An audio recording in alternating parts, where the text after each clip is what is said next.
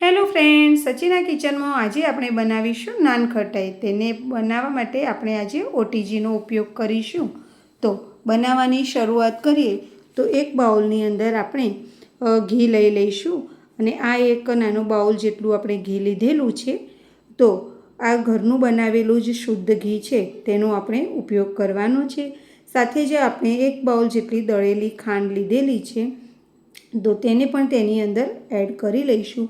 આ રીતે ખાંડ અને ઘીનું જ્યારે મિશ્રણ બનાવવાનું હોય ત્યારે હંમેશા આપણે સીજેલું ઘી જ લેવાનું, જેથી કરીને મિશ્રણ સરસ અને ખૂબ જ ઝડપી એવું આપણું બની અને તૈયાર થઈ જાય છે. ગરમ ઘીનો બિલકુલ પણ ઉપયોગ કરવાનો નથી. આ રીતે બરાબર મિક્સ કરી લેવાનું અને ત્યારબાદ તેને 5 થી 7 મિનિટ સુધી એક જ ડાયરેક્શનમાં ફેરવવાથી આ રીતે સરસ એવું ફ્લફી આપણું ખાંડ અને ઘીનું મિશ્રણ તૈયાર થઈ જશે.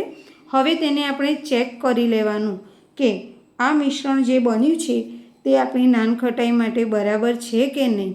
તો તેના માટે આપણે એક વાટકીમાં પાણી લઈશું અને આ જે ખાંડ અને ઘીનું મિશ્રણ બનાવીને તૈયાર કર્યું છે તેમાંથી થોડું મિશ્રણ અંદર એડ કરીશું. આ રીતે સરસ એવું તરવા લાગે તો આપણું મિશ્રણ બરાબર છે નાન ખટાઈ માટે. હવે આગળની પ્રોસેસમાં તે જે આપણે ઘી અને ખાંડનું મિશ્રણ છે તેની અંદર આપણે એક બાઉલ જેટલો મેંદાનો લોટ અંદર એડ કરીશું અને ચાળણીની મદદથી ચાળી લઈશું. સાથે તેની અંદર અડધો બાઉલ જેટલી સોજી અને તે જ બાઉલથી અડધો બાઉલ જેટલો ચણાનો લોટ અંદર એડ કરીશું. તેની અંદર અડધી ચમચી બેકિંગ સોડા અને અડધી ચમચી જેટલા અંદર આપણે કુકિંગ સોડા પણ એડ કરવાના છે. આ રીતે તેને બરાબર મિક્સ કરી લેવાનું અને ચાળણીની મદદથી આ રીતે ચાળી લઈશું તો સરસ એવું આ બધી જ વસ્તુઓ આપણી અંદર મિક્સ થઈ જશે. આપણે અત્યારે સોજી, મેંદો અને ચણાના લોટનો ઉપયોગ કરેલો છે. હવે તેને બરાબર મિક્સ કરી અને તેનો એક લોટ જેવું બાંધી લેવાનું છે. કોઈ પણ અંદર દૂધ, મલાઈ કે પાણી કોઈ પણ વસ્તુનો બિલકુલ પણ ઉપયોગ કરવાનો નથી. આ જે મિશ્રણ આપણે ખાંડ અને ઘીનું બનાવેલું હતું તેનાથી જ સરસ એવો લોટ બંધાઈ જશે. મેં અંદર થોડું મીઠું એડ કર્યું છે અને સાથે જ આપણે ઇલાયચી અંદર ખાંડી અને નાખી છે તો જેથી કરીને તેનો ટેસ્ટ ખૂબ જ સરસ આવે છે. હવે તેને ફરીથી આપણે બરાબર મસળી અને મિક્સ કરી લઈશું કે જેથી કરીને તેનો ટેસ્ટ ખૂબ જ સરસ આવે. તેને 10 થી 15 મિનિટ રેસ્ટ આપીશું અને ત્યારબાદ આ રીતે તે લોટમાંથી 10-15 મિનિટ પછી આ રીતે નાના નાના બોલ્સ બનાવી દઈશું.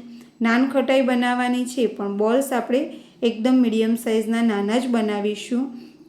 તમે જોઈ શકો છો કે એકદમ સરસ રીતે આપણા બોલ્સ બની અને બસ આ રીતે થોડા પ્રેસ કરી અને એકદમ સરસ એવા વાળી લેવાના છે કે જેથી કરીને આપણે તેને ઓટીજીમાં મૂકીએ તો એ સમયે તે ફૂલી અને સરસ એ રીતે અંદર કૂક થઈ જાય.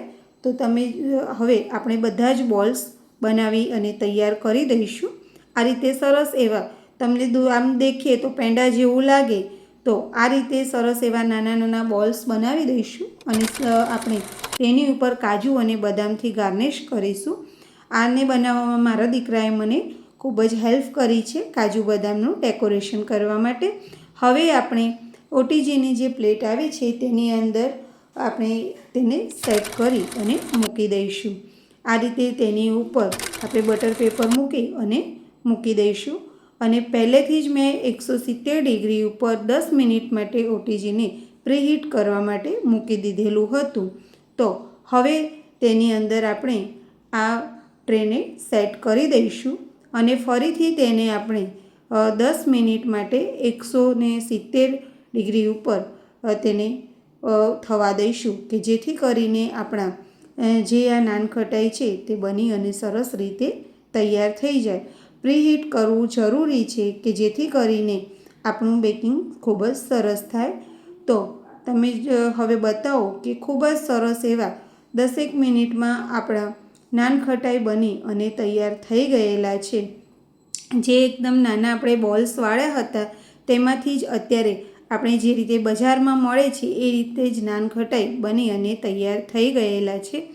તેને હવે 15 મિનિટ માટે આપણે રૂમ ટેમ્પરેચર ઉપર ઠંડા થવા દઈશું અને 15 મિનિટ પછી તમે જોઈ શકો છો કે ખૂબ જ સરસ એવા નાનખટાઈ આપણા બની અને તૈયાર થઈ ગયેલા છે.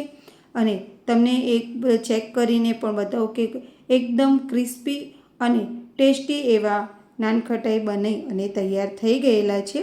સચિના કિચનમાં આવી રહેલા વિડીયો તમને કેવા લાગે છે તે કોમેન્ટ કરીને મને જરૂર જણાવો.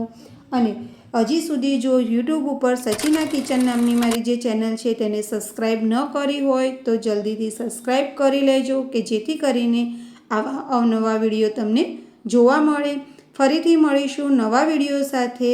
Bye bye friends.